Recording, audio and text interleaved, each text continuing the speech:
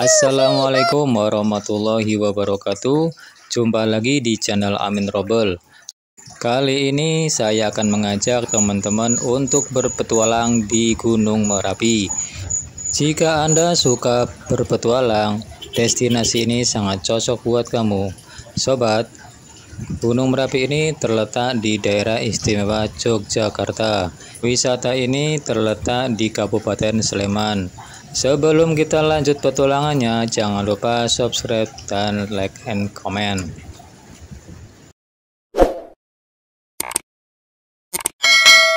Ada beberapa destinasi wisata yang bisa Anda kunjungi. Anda bisa menggunakan fasilitas jeep wisata. Di sini Anda bisa memilih bermacam-macam paket wisata yang ditawarkan beserta harganya. Ada objek wisata Batu Alien, Bunker Kali Adem, dan juga museum mini kejadian Gunung Merapi meletus kemarin. Anda bisa menyesuaikan dengan dana Anda. Ini adalah daftar paket wisata menggunakan jeep wisata di Gunung Merapi. Sebaiknya Anda memesan beberapa hari sebelumnya. Oke, kita akan lanjut di objek wisata pertama, yaitu di Bunker Kali Adem. Bunker ini dibangun di tahun 2000, bertujuan untuk berlindung dari awan panas atau wedus gembel saat erupsi Merapi. Saat Merapi meletus tahun 2006, ada 2 orang relawan yang masuk ke bunker ini, namun naasnya malah bunker ini tertutup oleh material panas erupsi Gunung Merapi, sehingga relawan tersebut meninggal di tempat ini. Kita lanjut destinasi yang kedua, yaitu objek wisata Batu Alien.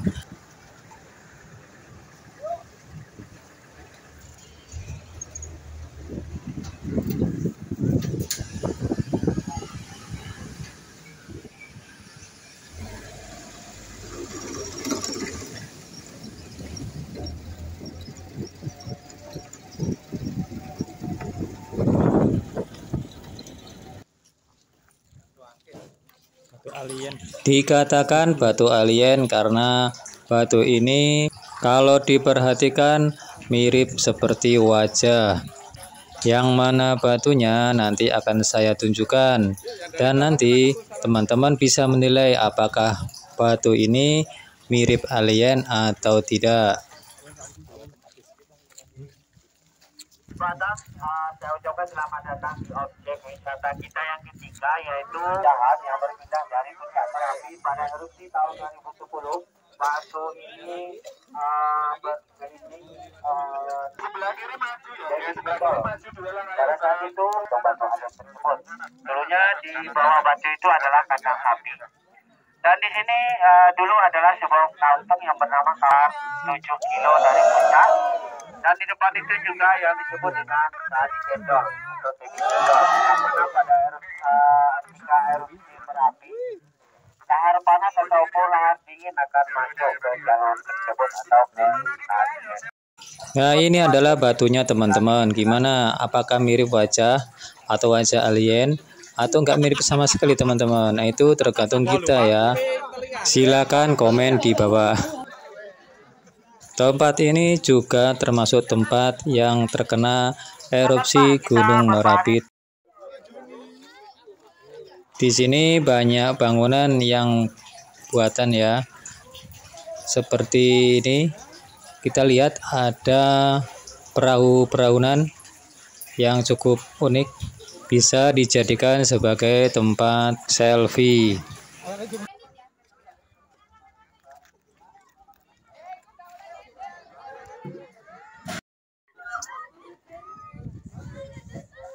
Tepat di sisi tempat ini ada ngarai atau seperti lembah jurang ya. Ini adalah tempat luncuran lahar saat Merapi meletus tahun 2006.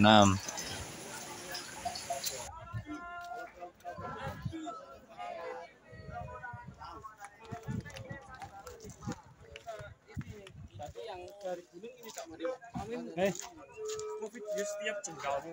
Iya dah.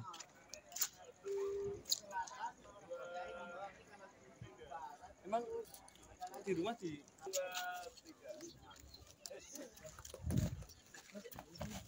Teman-teman perlu berhati-hati ya, jangan sampai teman-teman jatuh terperosok ke lembah tersebut.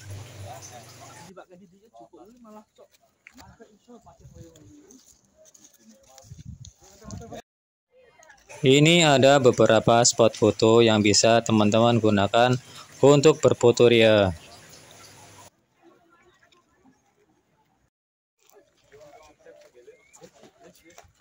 ayam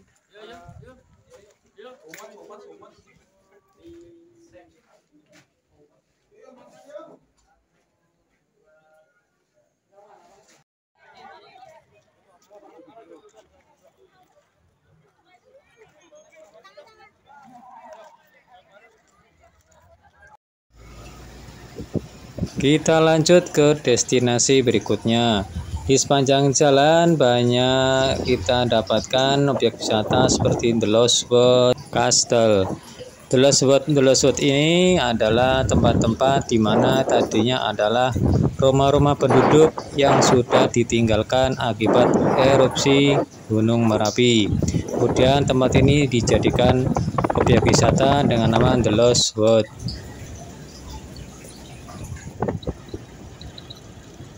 Kita akan melihat objek wisata berikutnya, yaitu Museum Letusan Gunung Merapi. Di sini adalah museum ini berupa rumah tua yang berisi barang-barang peninggalan sisa-sisa keganasan erupsi Gunung Merapi tahun 2010.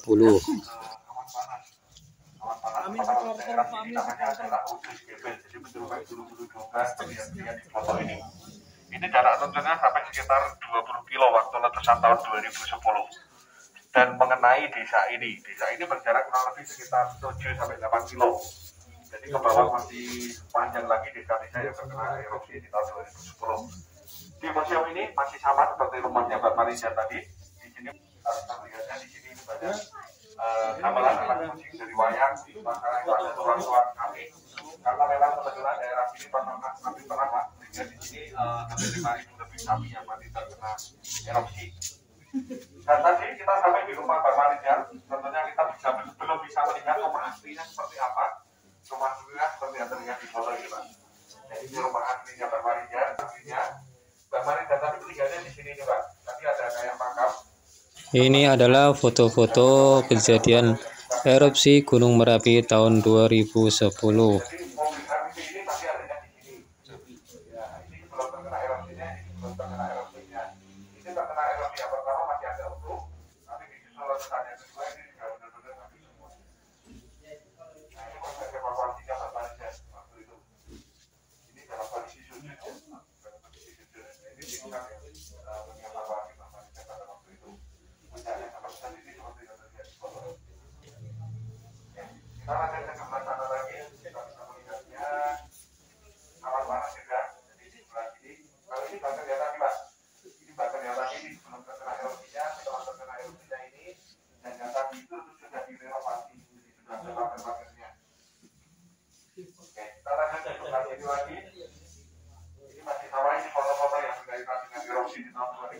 Atau waktu kejadian daerah sini kenanya.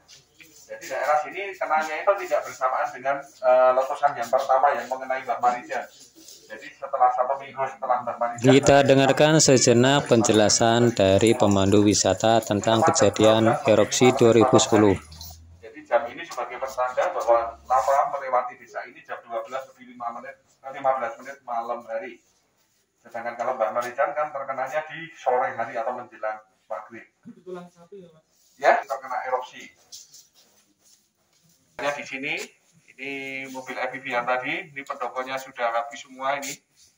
Ini sapi-sapinya Mbak Marijan juga. Itu dari Tugu Jogja juga terjadi hujan abu, hujan pasir juga, itu sampai ke sana juga. Dan ini masih sama, ini rumah-rumah yang terkena erupsi. Ini foto proses evakuasinya. Evakuasinya seperti ini oleh tim SAR. Dan yang belum tahu Mbak Marija, ini fotonya, Pak. Ini fotonya Mbak Marija. yang pakai baju putih, dan sekarang untuk juru kunci digantikan oleh putranya, ini Pak Asih namanya, ini putra nomor 3 dari Mbak Parija. Oke, dan untuk warga mereka cuma tidak boleh untuk tempat tinggal, jadi mereka dibikinkan rumah seperti ini Pak. Jadi rumahnya sama, mereka dibikinkan rumah seperti ini, semuanya direlokasi semuanya. Apalagi hak milik tanah di sini masih hak milik mereka. Jadi mereka yang meninggal itu dari TNI, dari Polri, mereka mencari korban-korbannya. Perabat rumah tangga Pak, di sini perabat rumah tangga yang sampai meleleh semuanya. Selain perabat rumah tangga, di sini adalah terpajang foto-foto proses evakuasinya Pak. Tentu ada foto-foto kami yang masih terkena erupsi ataupun yang masih hidup itu beberapa. Dan dalam sebelah sini adalah proses evakuasinya untuk mencari korban-korbannya ini Pak. Dari TNI, dari tim SAR, dari PMI itu mencari korban-korbannya. Ini pagi harinya pencarian korbannya. Dan yang terpanjang ini adalah benda-benda yang menjadi sisa erupsi. Dan ini ditemukan tidak hanya di rumah ini, tapi ada di beberapa rumah di sekitar sini yang masih bisa ditemukan di sebelah sini. Ya, itu yang saya tunjukkan kemarin. Dan ini adalah kalinya evakuasinya itu dari TNI, dari Polri, untuk pencarian korban-korbannya sudah masih sama seperti itu foto-fotonya. Dalam kotak-kotak ini adalah menunjukkan itu sampai meleleh semuanya.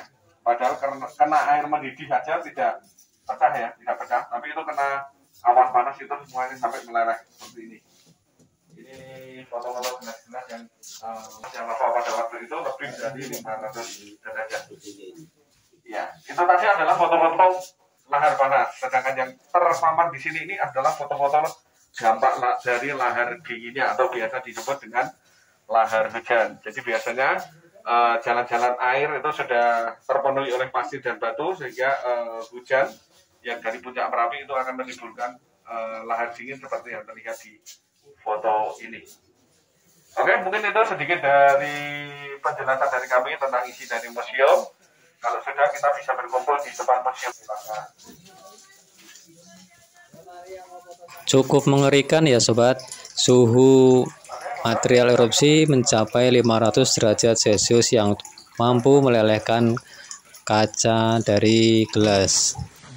Semoga kejadian ini tidak terulang lagi ya sobat, dan semoga kita senantiasa dalam lindungannya.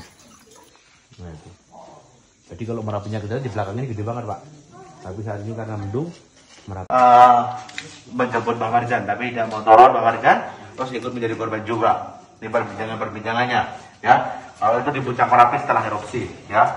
Dan warga atau perkampungan yang terkena erupsi dulu tahun 2010. Dan dulu evakuasi warga atau pencarian korban itu harus menggunakan tank milik TNI ataupun milik Kopassus, dikarenakan tapi dulunya pemelihara sapi susu. Dan di situ ada monumen itu nama-nama korban Merapi di tahun 2010 berjumlah 39 jiwa.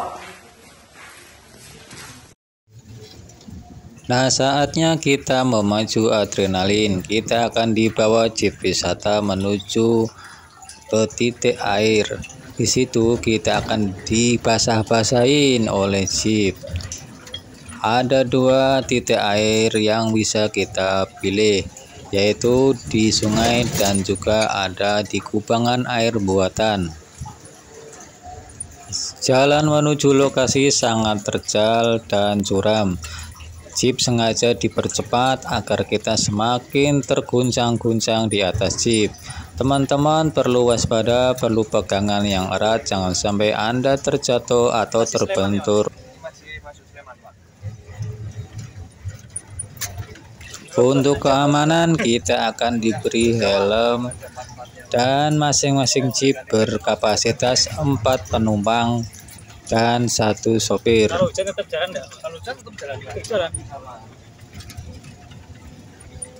Sebaiknya Anda jangan makan besar dulu sebelum menaiki jeep ini, karena bisa-bisa apa yang Anda makan bisa Anda keluarkan karena terguncang-guncang di atas jeep. Anda juga perlu waspada dengan barang bawaan Anda seperti HP dan barang lain. Jangan sampai jatuh dan terkena air. Anda bisa menyewa atau membeli jas hujan jika Anda tidak ingin Anda kebasahan. Tapi jika Anda ingin lebih seru, maka bolehlah berbasah-basahan. Di base camp disediakan kamar mandi untuk mandi.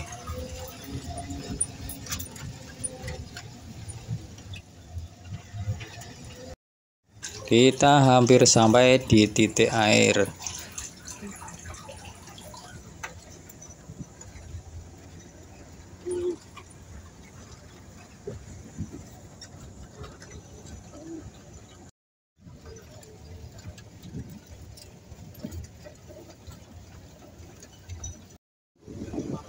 Kita akan dicemplungin dengan 3 kali putaran.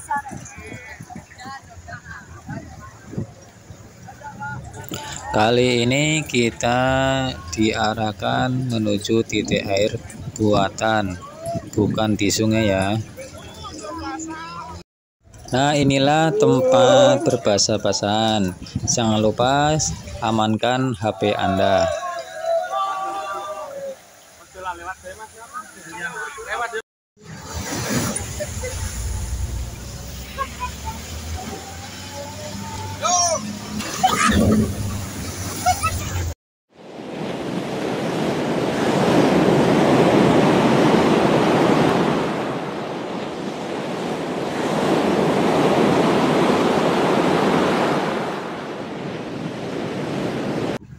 Akhirnya sampailah kita di base camp dan kita bisa bersih-bersih di kamar mandi.